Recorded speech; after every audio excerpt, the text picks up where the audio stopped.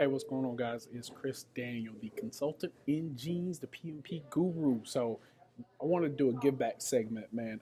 I have a mentee, I guess, a little protege down in Atlanta. I met him when I was doing the Steve Harvey event this summer, and kind of trying to take him under my wing because, truthfully speaking, there are not a lot of brown, especially young brown people in project management or consulting. And he had an amazing opportunity to do some work with one of the big consulting firms. He got a taste of what it looks like, feels like to do project management a little data management and analysis, working on a project team. And he's going into his senior year in college. So he reached out and said, hey, I'd love to learn about consulting. I'd love to learn about project management. Whatever you can teach me, I'm open. Matter of fact, can you come, speak at my school with my group, blah, blah, blah. And I said, hey, I'd love to. We'll find a time and schedule to make it work. I'll hop on the plane. But here's the beautiful part about it. He's getting ready to interview. So I thought about it and I critiqued his interview, his resume, and I gave him some feedback. And last night, after I sent him an email, I said, hey, I should probably record this to truly help other young professionals trying to break into consulting, what they need to do in the forefront. So I just thought I'd share this. Again, another Consulting Genes Give Back, PMP Guru Give Back, and share this with any young people you know. Okay, so first things first, consulting or any service-based business, whether it's project management, customer services. I mean, those are very lucrative fields. I know a lot of people don't really understand how to break into it. They don't even understand consulting when I say it, or project management for that matter. But the first thing you should do is research everything you can about it. Like, I know that sounds boring, but truthfully speaking, if you want to work for a firm like one of the big consulting firms like Deloitte or I don't know, Accenture or any one of these big firms that have a consulting arm, at least, Verizon Wireless or anything that has some project management, you need to research what consulting is and how companies do it. They all have their own way of doing it. Research project management and the Project Management Institute and what the certifications look like. And then I want you to go look at the people who are in it. Look at how they're dressed. Look at free webinars on their website. You can find them all over PMI.org, right? PMI.org, the Project Management Institute's website. I've done a couple on there, so I know there are a ton of them that are on there for free. You got to dig, all right? Go to the local chapter, wherever your major city is. Just go find the local chapter and see what free webinar opportunities they have out there. You may not even understand all the language, but watch it anyway, and then watch it again and go back and review, right? Then I want you to do me a favor and I want you to get your resume buttoned up. Like, I mean, I know it's a bad joke, right? But get your resume sewed up, like have it so airtight, right? So one of the things I would do is say, go online, Google, right? The French pronunciation for Google. It's a phenomenal way to find sample resumes of consultants or project managers, or Indeed.com. It's another one. You could go in there and find job descriptions, and you may not qualify yet for them if you're just coming out of college or you're a senior or you're making your way, you don't have a lot of experience just yet. I guarantee you have more than you believe, right? So all those summer jobs you had, like, use some of that lingo to put in there, right? Whether you worked at a camp this summer, did you work with a team? Did you guys have a deadline? Did they give you a small budget to go purchase something? Did you give back to the community in some sort of outreach?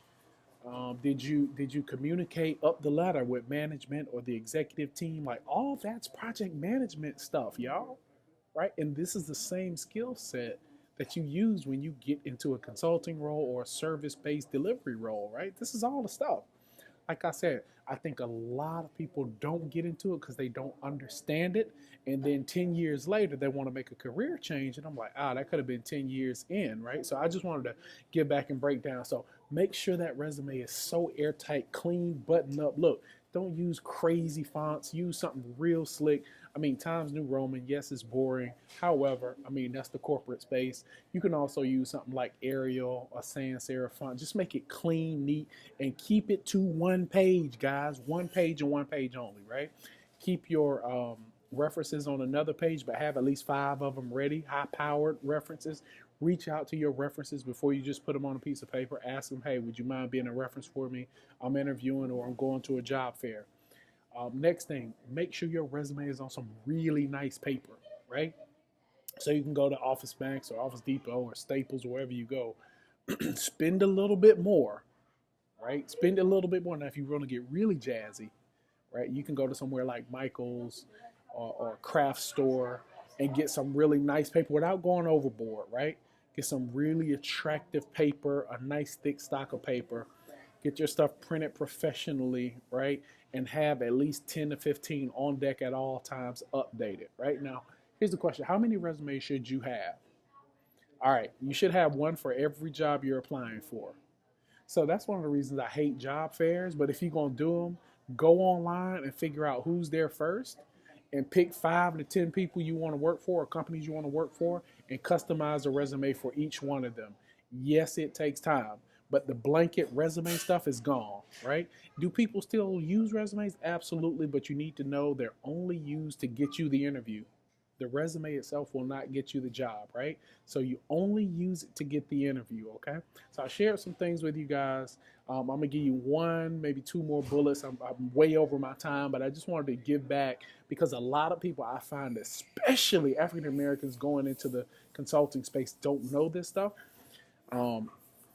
Take $10, and I'm not a big fan of the Vistaprints of the world, but take $10 and order some business cards. Like, they don't have to be snazzy. You don't need your picture on them. You just need a nice cardstock business card that matches your resume. Real simple, right? Take $10. I think you can go on Vistaprint, get 1,000 or something for $10, really, right? The next thing I want you to do, so we got a solid resume, we got a solid business card to match, right? And I want you to get a thick business card. Don't go for the econo cards. Like, get a solid business card. You might have to pay a little bit more for it, but that's okay. You can sacrifice it. All right. The last thing I want you to do, prepare to network. Like, prepare to network like no other. I mean, really get out there. Those places you want to work, look on their website where they have industry days or industry events, or they got booths set up somewhere, or when you're at a job fair and you're talking to them, ask them where you can catch them next. Where will you see their career professionals posting up? What kind of events do they have open to the public that you can come check out the organization? You can get tours. You'll be amazed at all the stuff you can find out. And that just keeps you in front of them. And the more they see you, the more they remember you. And when it comes time to hire, they go off who they remember, who made the best impression, right? So this has been my best 8 minutes I can give you guys. I might do another session because it's a lot more I want to share with you guys. Like what to dress in, what to put on. You guys need to know how to dress, and I'm gonna give you some low cost options. Okay. Matter of fact, let's just do it now. I'm at an 8:15. I'm gonna go just maybe 2 more minutes, but I'm gonna try to keep it under 10. Okay. So we got the resume, we got the business cards, we got the networking, right? We got the events that they do. Also look for philanthropy stuff, meaning stuff they do in the community.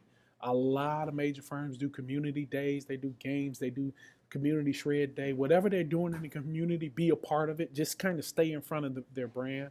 Go online. You can find all this stuff online. The last thing I'm going to say is project management, consulting, professional services. It's a confidence game, right? It is a confidence game, guys, right? So the way you get your confidence up is about how you look, how you dress, and about your reps, right? Your repetition, right? So let's talk about how you dress first. I'm not saying you need a Brooks Brothers suit. It'd be nice if you could swing it, right? But you're probably young. And again, if you're just starting out, you don't have that kind of money. You ain't got $600 to drop on a suit. So let me tell you what I did.